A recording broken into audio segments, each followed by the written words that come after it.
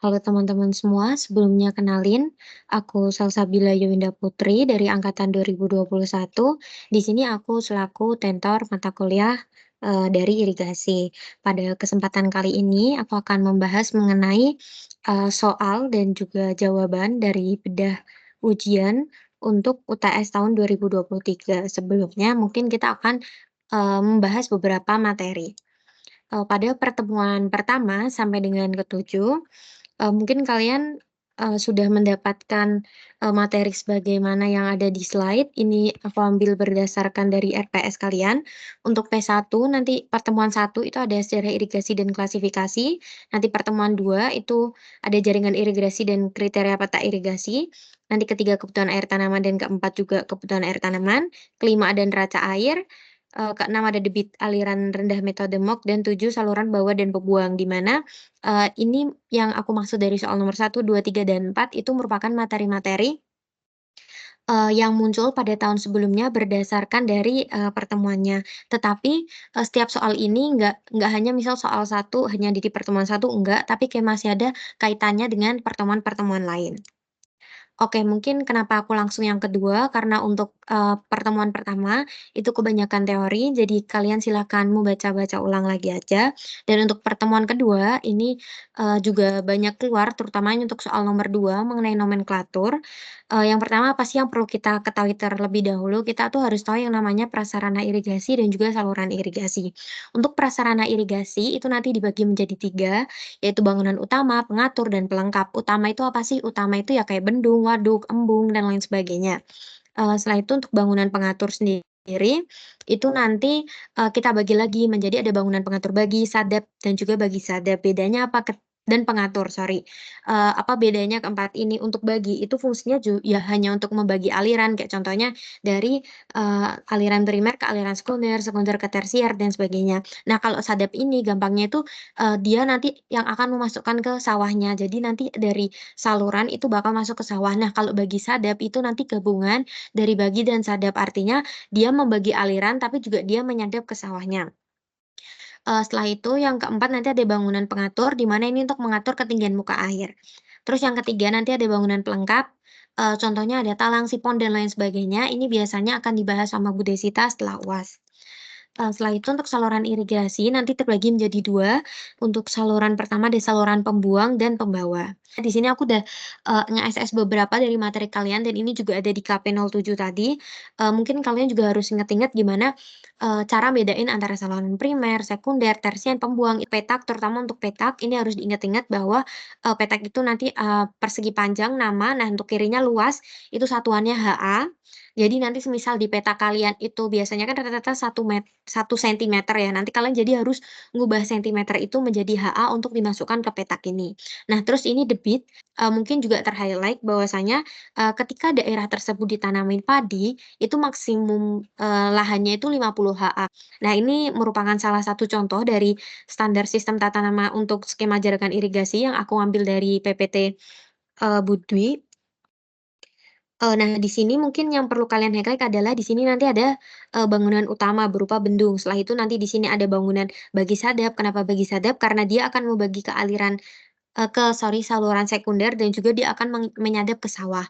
Nah, setelah itu ini juga hanya bangunan bagi aja. Karena apa? Karena ini cuma ada satu saluran, yaitu saluran sekunder. Setelah itu dia menyadap ke, petak-petak sawah.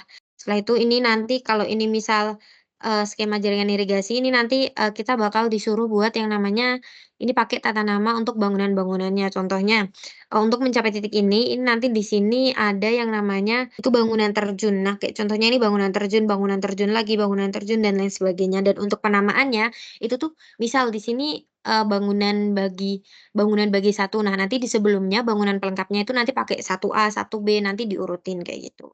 Terus selanjutnya ini ada peta kontur, di mana nanti kalian yang perlu highlight adalah, karena peta kontur ini nanti yang akan nentuin kalian gimana, cara kita buat menentukan dari saluran saluran kita itu nanti mau bakal apakah akan tegak lurus kontur atau sejajar kontur, seperti itu. Jadi kita harus benar-benar ngecek konturnya. Pertama ini kontur gunung ditandai dengan apa, ya misal ini nanti nanti bakal jadi, dengan elevasi tertinggi di sini biasanya gunung, kalau di sini elevasi terendah berarti itu lembah. Setelah itu gimana sih kalau misal, kita buat saluran irigasi, pada daerah pegunungan atau perbukitan atau dataran tinggi. Nah, itu biasanya, kita akan membuat saluran primernya mengikuti dari kontur, mengikuti tapi agak ke bawah, dari kontur. Kenapa tujuannya? Karena kalau misal kita memotong atau tegak lurus dari kontur, itu tuh nanti, kemiringan salurannya akan tinggi. Nah, di neraca air ini, neraca air itu apa sih? Neraca air itu atau kita biasanya sebut water balance, sorry typo, ini merupakan kondisi surplus atau defisit untuk suatu rentang waktu tertentu. Jadi misal nih, dari Januari sampai Desember nanti kita harus analisis apakah debit andalannya apakah akan memenuhi dari Q kebutuhannya Nah, di sini gimana sih cara kita membaca surplus dan juga defisit. Nah, di sini misal untuk warna merah merupakan ketersediaan air, artinya Q 80. Untuk warna biru itu artinya kebutuhan air, kebutuhan air yang artinya di petak itu akan membutuhkan air sekian. Nah, kalau semisal ketersediaannya lebih besar, itu lebih besar daripada kebutuhan air, itu artinya surplus surplus. Tapi kalau misal kebutuhan airnya lebih besar dari ketersediaan, artinya akan mengalami defisit. Nah, kita langsung aja ke bahas di soalnya. Di sini soalnya, pada tahun 2022-2023 dibuat oleh Bu Dwi dan juga Bu Hari. Untuk soal ini jawaban pada soal 1 sampai dengan 3 itu udah dikoreksiin sama Bu Hari, tapi mungkin di SNJ itu belum ditandatanganin. Di sini untuk soal nomor 1, sesuai dengan kompetisinya, sebagai sarjana teknik sipil perlu mempelajari mengenai masalah irigasi. Berikan penjelasan, kenapa sih seorang sarjana teknik sipil seperti kita itu, perlu mempelajari masalah irigasi. Nah, untuk jawaban sendiri, ini yang jawaban atas, yang sesuai peraturan ini merupakan jawaban dari Ibu Hari atau dosen, di mana untuk sesuai peraturan pemerintah RI nomor 77 tahun 2021 ini mengenai definisi irigasi dan juga kepentingan irigasi bahwasanya dalam upaya peningkatan produktivitas pertanian di Indonesia. Nah, setelah itu untuk dapat melaksanakan, nah jadi di sini merupakan, salah satu alasan kenapa seorang sarjana teknik sipil mempelajari masalah irigasi. Nah, di sini untuk tiga tiga paragraf terakhir itu aku tambahin sendiri, di mana emang sarjana teknik sipil ini memang memerlukan untuk menganalisis kuantitas, kualitas sumber daya air, dan sebagainya untuk meningkatkan keberlanjutan dari irigasi itu sendiri. Jadi mungkin jawaban ini bisa di-combine. Untuk soal nomor kedua, kita diminta untuk merencanakan jaringan irigasi di peta kontur berikut atau terlampir, di mana kita diminta untuk menentukan letak bendung, jaringan irigasi, saluran primer, sekunder, bangunan bagi atau sadap. Setelah itu kita diminta untuk merencanakan petak-petak sawahnya dengan skema jaringan irigasi lengkap dengan nomenklaturnya termasuk luas lahan atau area yang harus dialiri. Tahun kemarin, aku mendapatkan dua lembar pertama lembar soal dan lembar kedua adalah lembar dari peta kontur untuk daerah irigasi Desa Aman Tentrem dengan skala 1/100.000. Hal pertama yang harus kita lakukan merencanakan jaringan irigasi adalah kita harus tentukan letak bendung terlebih dahulu, di mana untuk menentukan letak bendung kita harus didasarkan pada pertama adalah dari mengetahui arah aliran sungai. Untuk arah aliran sungai pada soal ini hulunya ada di daerah atas dan hilirnya di bawah. Selanjutnya adalah kita harus tahu bahwasanya bendung itu dibangun lebih tinggi dari area irigasi untuk memastikan aliran air gravitasi, di mana artinya bendung itu harus berada di kontur tinggi. Yang ketiga, aliran sungai sebelum bendung harus diusahakan lurus, ada di daerah sini. Nah, kenapa sih harus lurus? Itu karena aliran air yang berbelok-belok sebelum bendung dapat menyebabkan sedimentasi, sehingga kita di sini ingin mencapai kemudahan kontrol dari sedimentasi dan erosi serta stabilitas bendung. Setelah kita menentukan posisi bendung, selanjutnya yang kita lakukan adalah membuat jaringan irigasi, di mana kita membuat jaringan irigasi, kita buat pertama adalah saluran primer terlebih dahulu. Untuk saluran primer, karena ini merupakan daerah dengan, kontur yang cukup tinggi 115, 110 itu merupakan daerah perbukitan, di sini juga ditandai dengan, ada bukit-bukit, ada kontur yang berbentuk bukit-bukit, maka dari itu untuk saluran primernya kita akan mengikuti dari daerah kontur. Seperti ini, kita buat saluran, kiri dan juga saluran kanan. Setelah kita membuat saluran primer, selanjutnya kita harus membuat yang namanya saluran sekunder. Kita buat saluran sekunder, setelah kita buat saluran sekunder, kita jangan lupa untuk menentukan dari bangunan bagi sadap maupun bangunan sadap. Nah, untuk bangunan bagi sendiri ini ada 4 titik untuk sebelah kiri dan 2 titik di sebelah kanan.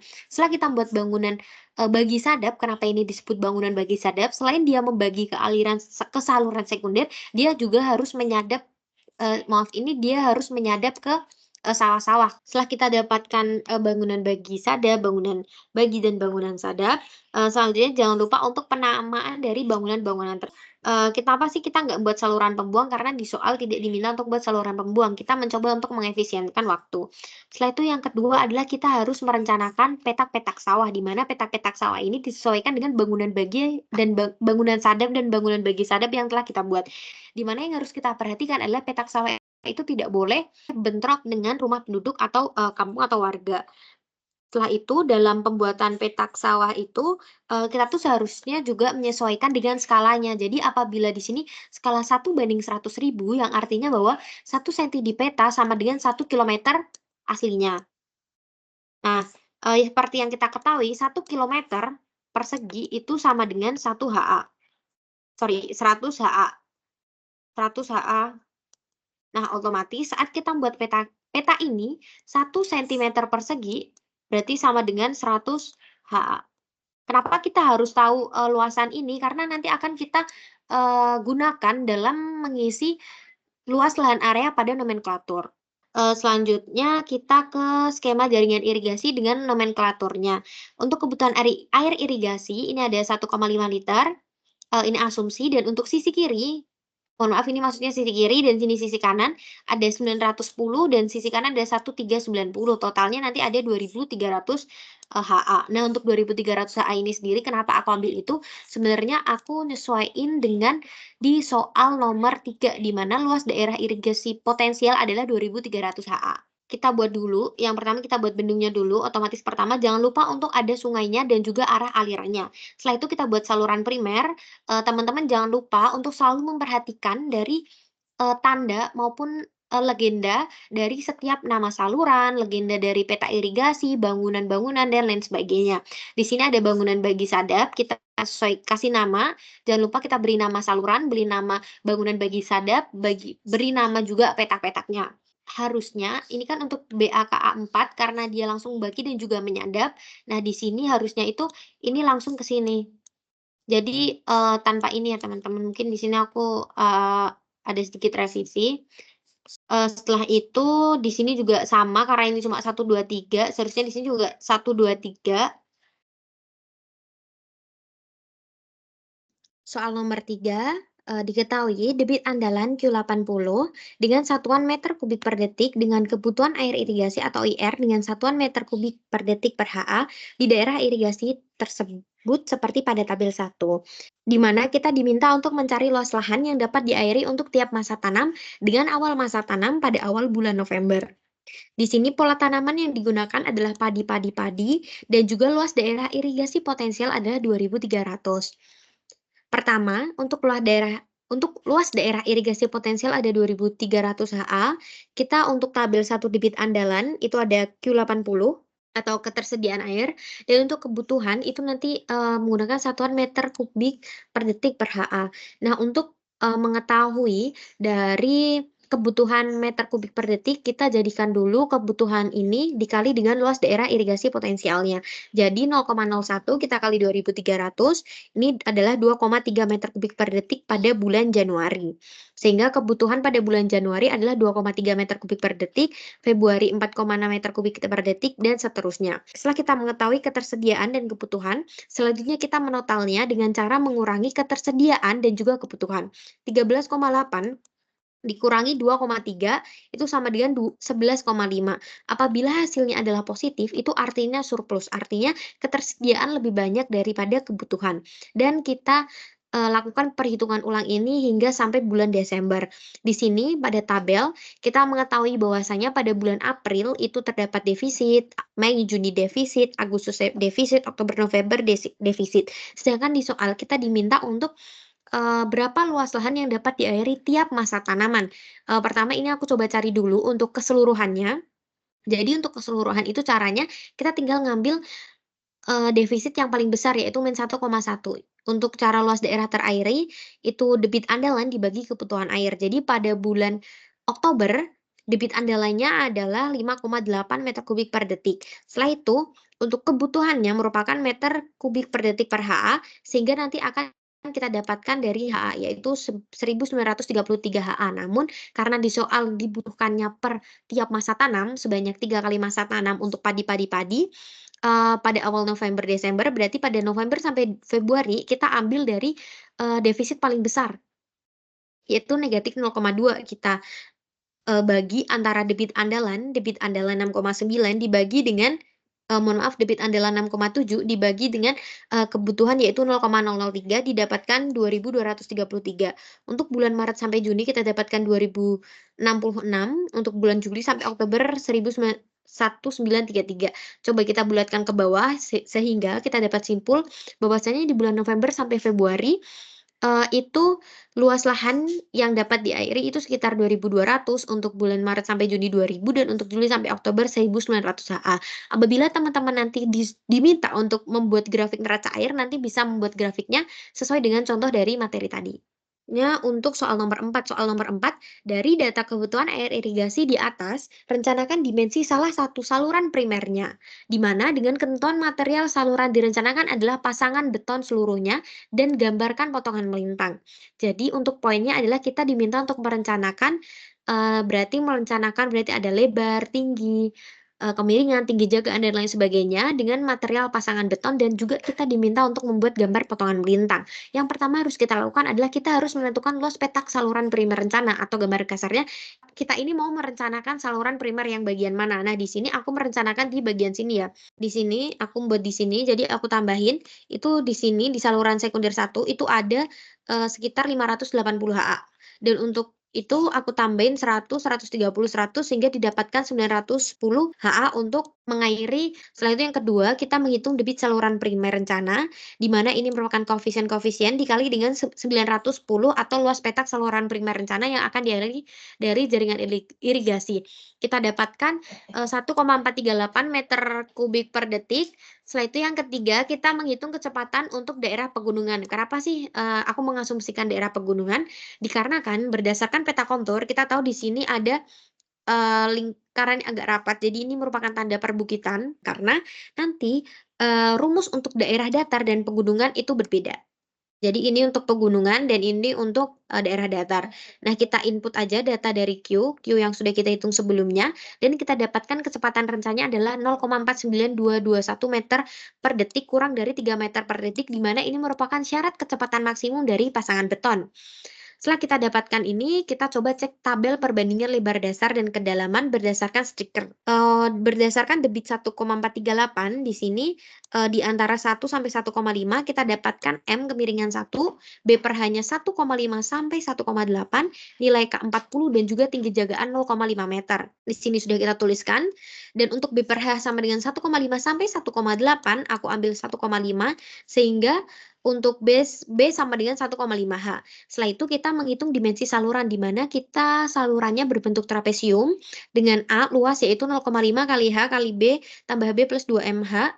Setelah itu kita dapatkan, Q per V itu kita dapatkan ini, jadi 2,5 H kuadrat itu 2,897 sehingga kita dapatkan H-nya itu merupakan, 1,076 meter atau kita bulatkan di 1,1 meter. Setelah itu untuk B-nya karena B merupakan 1,5 H tinggal kita input aja, jadi B-nya 1,615 atau kita bulatkan menjadi 1,7 meter. Ini kita input juga di P dan juga di R. Setelah itu kenapa kita perlu mencari R? Karena kita akan mencari kemiringan saluran. Nah, kemiringan saluran ini menggunakan rumus V sama dengan K kali R pangkat 2/3 kali I pangkat 1/2, dan untuk I-nya kita dapatkan 0,000128 di mana lebih dari 0,001. Oke. Dan untuk itu karena sudah aman kita menggunakan dimensi saluran lebar 1,7, tinggi 1,1, tinggi jagaan 0,5 dan juga kemiringan 1, di mana ini merupakan kemiringan 1,1 dan ini maaf ini 1,7, 1,1 dan juga ini 0,5. Mungkin sekian yang dapat aku sampaikan, mohon maaf apabila terdapat kesalahan kata maupun tindakan. Sekian dari aku, apabila ada yang ingin didiskusikan, sangat dipersilakan. Terima kasih. Wassalamualaikum warahmatullahi wabarakatuh.